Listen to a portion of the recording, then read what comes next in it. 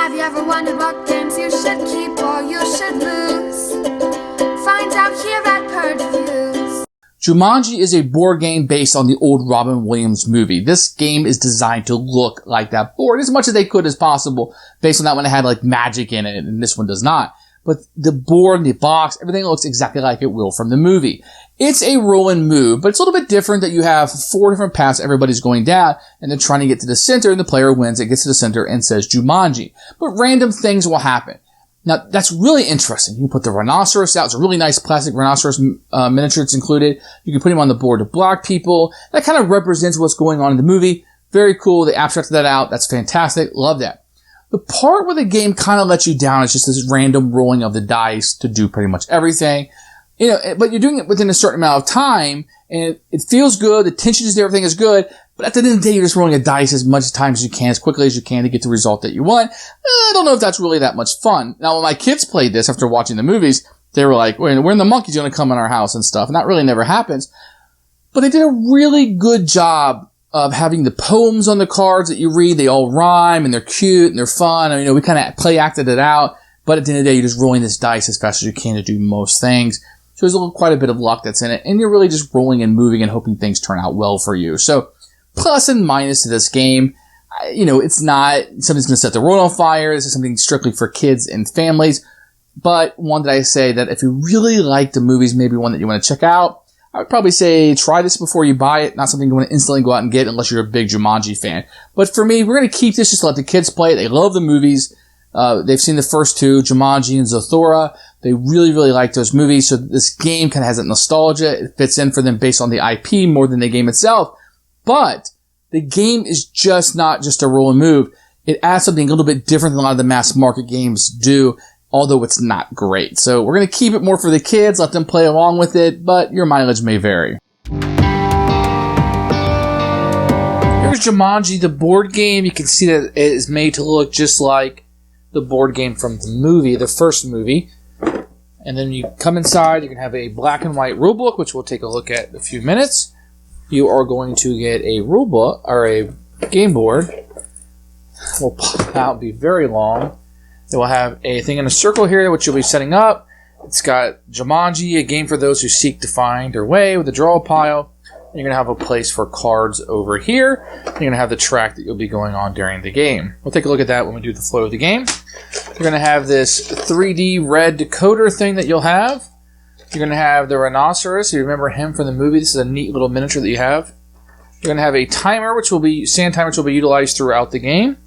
You're going to have these really generic pawns. They are nice. They're not plastic. They're made out of wood. You're going to have this dice here, which you will be stickering yourself. And they feel plastic. You know, not the best quality in the world.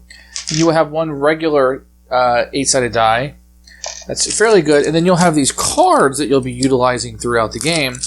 And they're actually kind of neat. They're going to have this little part on the top. You can see that will be this red, and you'll be able to slide them in here and be able to see what they read. Otherwise, I mean, if you look really close, you can see it, but the kids won't be able to notice, and you can read it when you put it in. So that's a really neat little thing. So its components, actually, everything's kind of cheaply made, but it is neat what you get. For the black and white rule book that you'll see, it would have been a nice touch to have this in color, but gives you the list of the contents here, but no pictures. There's a big no-no to me. You're going to show how you sticker the dice when you get it. You're going to have a little bit of instructions about how to play here, which you'll see will be folded up. A picture of setup. It looks like somebody drew it and not an actual picture. The how to play, what will start out, and it'll fold back in on itself with the rules, ending up with how to win the game.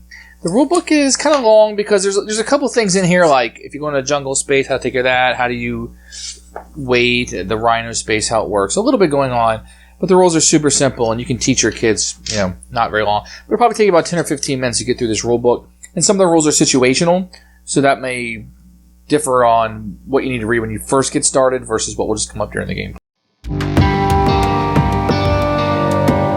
So what you're going to do to have it set up, each player is going to put their pawn on their spot. When it's your turn, you're going to roll the dice, and you're going to move that number of spaces. If you roll on a blank spot, which is the majority of this places, you will draw a card from here. You will put it into the decoder, and then you'll be able to read it.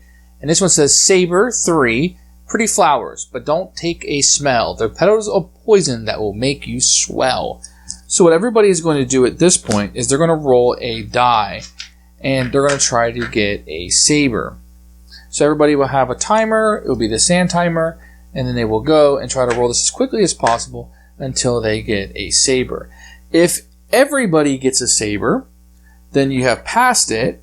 You turn this over, and your fellow players move each of their pawns that have the number of spaces on the path card, and this times 3. So let's say everybody did it. Everybody would move up 3 spaces, and they have completed it. If they don't do it, then I move backward that number of spaces, and this would go on the danger track, which is this over here. And I'll move the camera because this thing is so wide, and you would put this up in the danger zone. And if this ever gets completely full, then all players lose the game. So you don't want to have 10 cards out. 10 cards ever come out, then you would lose the game. There's some additional spots on the board. That's going to be the majority of it. If you ever land on one of these spots that says wait for 5 or 8, you would roll the dice, didn't get a 5 or an 8, move back a spot, then the person to my left would then roll the die. If you didn't roll a 5 or 8, I continue to go back until somebody rolls a 5 or an 8. If you roll on these danger spaces right here, then you would take one of these cards, and you would look at the symbol that's on here, which is a raft in this case, and all of you quickly roll at the same time to save each other. You guys are all trying to get that raft. If everybody rolls a match, everyone's rescued. Everybody moves their pawn ahead on the path, the number of spaces indicated. It says a 1 right there, so everybody move 1 spot forward. If you do not roll a match, everyone is stuck on the path. You add the danger card to the doomsday track over here again. Remember, you're 10 and you lose. And everyone must roll again, all together trying to match with a new card. So this can definitely become a very dangerous spot if people aren't rolling what they need to roll. Now you also have these rhino spaces that will be on the board. And notice I have the picture of the rhino. If you ever land on one of those, you can take the rhino miniature and you can place it in front of somebody else. Now what he's going to allow them to do, if they land on the rhino spot, so say he got a 2, he could move this in front of somebody else or put it off of the board. If he's in his blocked player, on his regular turn, he rolls number die and tosses an even number. The rhino figures return back home. So he can kind of block you and keep you from moving if you need to.